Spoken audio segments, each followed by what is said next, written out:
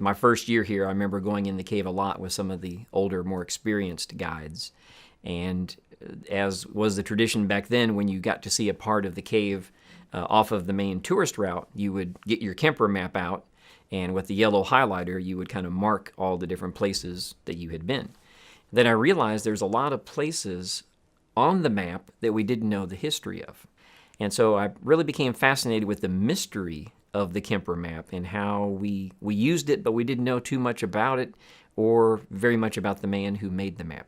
And a couple places in particular are passageways called Becky's Alley and Lida's Pass. I found their names on the wall in that area, and also their names were with Max Kamper and Ed Bishop. So to me, that was everything coming together. And eventually I was able to track down Lida Flanagan's niece. And she had photographs of Lida and personal memories and stories that she wanted to share. And so all of a sudden, this place on a map, a name on a wall, all of a sudden became a living, breathing person. And then I started looking at other features, other signatures, and trying to do the same thing. And I took the History of Exploration with Dr. Stan Sides.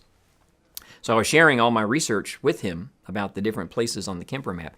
And he said, well, this is great. He says, but we need to find out what happened to Max Kamper. All we knew is that Max had come here in 1908. He produced this wonderful, beautiful map, turned it over to the owners of the cave, and then left and went back home to Germany. So just by chance, another cave explorer named Bernd Klebhahn, and Bernd not only was a caver, but he was a German journalist. And Bernd came to Mammoth Cave, and the whole time Bernd was here, we kept telling him about this story, this legendary mystery of Max Kamper.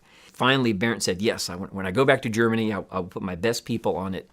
And finally, he tracked down the son of Max Kamper. They had a wealth of information. They had a little journal that Max kept. And it turns out that in 1907, as a reward from his father, Max came to America, and he mainly stayed in New York. And by early 1908, he came to Mammoth Cave. When he first got here, he was just a regular visitor, but he was paying for the services of Ed Bishop as a guide, and he was basically mapping sections of the cave on his own. And they actually offered him the job of making a brand new map of the cave, and his stay turned into 8 months. And we can't find any record of him mapping other caves or even exploring other caves. But Mammoth Cave has a way of getting under your skin, and it's very complex, somewhat addictive. And I think once Max did begin his project to map the cave, he became hooked.